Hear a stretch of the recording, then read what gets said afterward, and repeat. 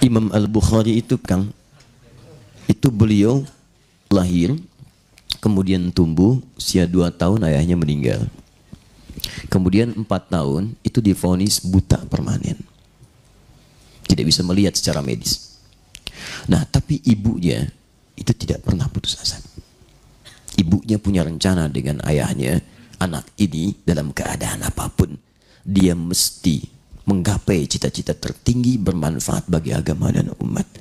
Maka sepeninggal ayahnya, ibunya meneruskan cita-cita itu, dikuatkan dengan doa, perjuangannya berikhtiar sebagai single parent. Maka dikirimkanlah kemudian ke satu madrasah untuk mulai menghafal Quran. Perhatikan doa ibu yang menggantikan. Yang terlihat kurang penglihatan matanya tapi tajam mata hatinya. Maka ketika masuk ke madrasah Quran itu dengan status murid yang paling junior, tiba-tiba gurunya kemudian mulai membimbing bacaan surah Qaf. Dibacakan awal sampai akhir. Begitu selesai, hanya iseng gurunya kemudian menguji, man hafidh? Siapa yang sudah hafal? Di antara sekian murid itu bahkan yang senior, tiba-tiba anak kecil yang tak melihat ini mengangkat tangan dengan lugunya dan dengan bahasa yang paling jujur di hatinya dia berkata, hafidtu ala dhahri qalbi. Saya sudah hafal di dalam jiwa saya. Jadi ada hafal di dalam kepala, ada hafal di luar kepala. Anak ini mengatakan, saya sudah hafal dalam kepala, di jiwa saya. Gurunya kemudian kaget, kagum, dan merasa penasaran, dipanggil ke depan. Ta'al ya bunai, ia meraba jalan sampai ke depan. Iqra, bacakan. Maka dimulai oleh beliau dibacakan dari awal. Qaf sampai ke ujungnya. Kata beliau, hasbuk. Masya Allah, itu bacaan. Bukan sekedar hafal, tapi tajwidnya sama persis dengan gurunya. Sekali dengar, hafal.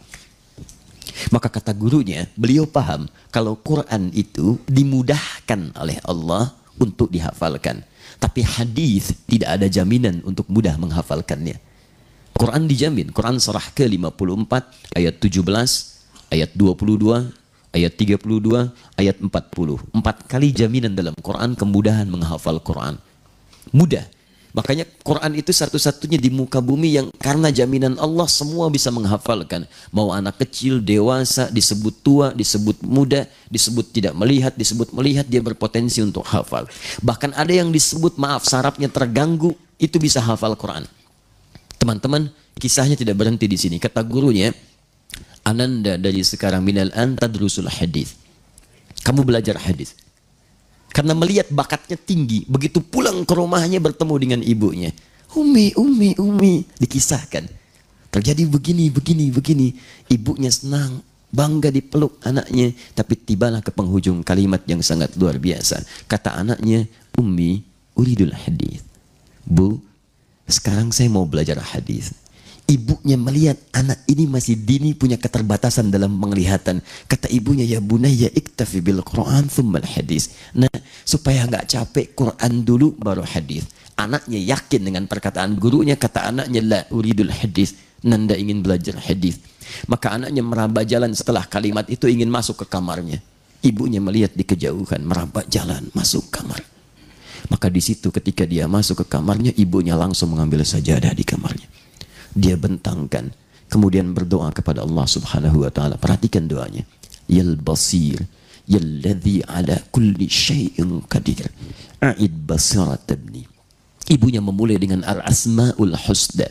Ini petunjuk di Quran surah ke-17 ayat 111. Qul id'ullaha awid ar-rahman ayyamma tad'u falahul asmaul husna.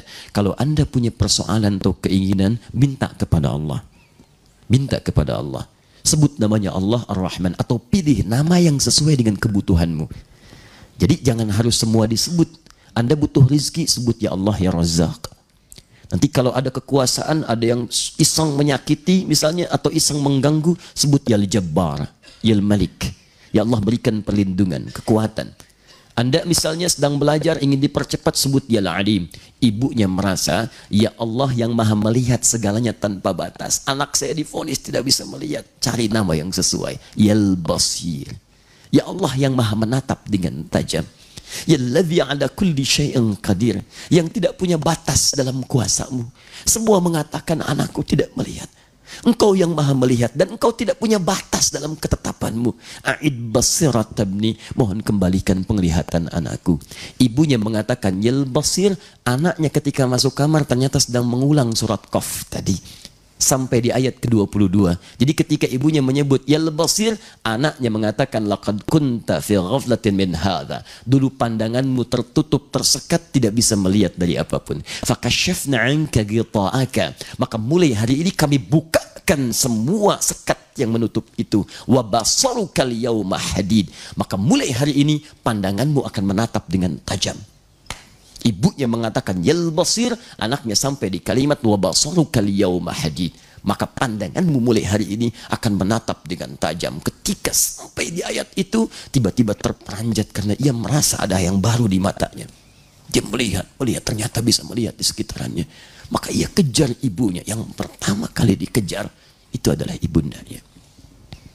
Ummi, laqad ra'ait. Ma, aku bisa melihat. Kejar. Ibunya yang sedang lelah berdoa sampai tertidur, ketiduran itu bangun, langsung tiba-tiba tak sadar dipeluk anaknya dengan erat. Ibunya belum yakin, dia katakan rubbama ra'aita biqalbik. Rubbama, mungkin ananda melihatnya dengan hatinya ya, bukan dengan mata. La bal bi'aini, saya bisa lihat dengan mata saya. Ini ibu kenakan pakaian ini, di samping kita ada benda-benda ini dan sebagainya. Maka berpelukan keduanya, mengalir air matanya, dan sejak itulah Al-Bukhari kecil mulai meniti karir dari kesuksesannya. Semua hal yang terjadi ini bukan karena ikhtiar Bukhari semata, tapi ada ibu yang selalu bersujud dalam hamparan sajadah dengan segala kekuatan yang luar biasa. Maka saya nasihatkan kepada Kang Emil, kalau berkenan, jika ibu masih hadir di samping, maka muliakan sebelum ia berpisah dan tak mampu lagi kita memberikan yang terbaik dalam kehidupan. Dan ini diantara pesan yang kuat kita mesti pertahankan. Saya pesankan pada teman-teman, ayah dan ibu itu penting. Sejak mereka masih ada di samping kita, maka maksimalkan bakti.